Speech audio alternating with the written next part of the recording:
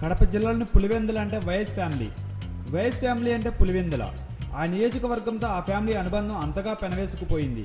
నిన్నటి వరకు పులివెందుల రాజ్యంలో వైఎస్ ఫ్యామిలీ వాళ్లే రాజులు రారాజులుగా ఉండేవారు. అయితే తాజా ఎమ్మెల్సీ ఎన్నికల్లో అదే ఫ్యామిలీకి చెందిన వైఎస్ వివేకానంద రెడ్డిని టీడీపీ ఓడించడంతో వారి ఆధిపత్యానికి గండిపడే ప్రక్రియ స్టార్ట్ అయ్యింది. ఈ షాక్లో ఉన్న జగన్కు మరో షాక్ తగిలేలా ఉంది. 2019 ఎన్నికల్లో జగన్ పులివెందుల నియోజకవర్గం వదులుకోవాల్సిందేనా, తాను ఎమ్మెల్యేగా పోటీ చేసేందుకు మరొక నియోజకవర్గం ఎత్తుకోవాల్సిందేనా అంటే అవుననే ఆన్సర్లు వస్తున్నాయి. అసలు మ్యాటర్ ఏంటంటే కొద్ది రోజులుగా మరుగుపడుతూ వస్తున్న నియోజకవర్గ పునర్విభజన ప్రక్రియ ఇప్పుడు మళ్ళీ స్పీడప్ అయ్యింది. వచ్చే ఎన్నికల్లోగా ఎలాగైనా పునర్విభజన ప్రక్రియను పూర్తి చేయాలని కేంద్రం కూడా భావిస్తోంది.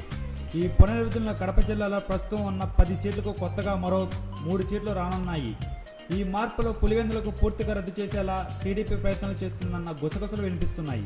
గతంలో రాజశేఖర రెడ్డి సీఎంగా ఉన్నప్పుడు ఆయనకు అనుకూలంగా డీలిమిటేషన్ జరుగుతుందన్న విమర్శలు ఉన్నాయి. ఇక ఇప్పుడు టీడీపీ ప్రభుత్వం కూడా తమకు అనుకూలంగా డీలిమిటేషన్ ఉండేలా చేసుకుంటే తప్పేంటన్న ప్రశ్నలు వస్తున్నాయి. ఈ ప్రక్రియలను పులివెందుల నియోజకవర్గంలోని మండలాన్ని వేర్వేరు నియోజకవర్గాల్లో కలిపేసి పులివెందుల నియోజకవర్గం లేకుండా చేయాలని ప్లాన్ చేస్తుందట. అదే జరిగితే జగన్ మరో నియోజకవర్గం ఎత్తుక్కోక తప్పదేమో. Thanks for watching. Please subscribe our channel.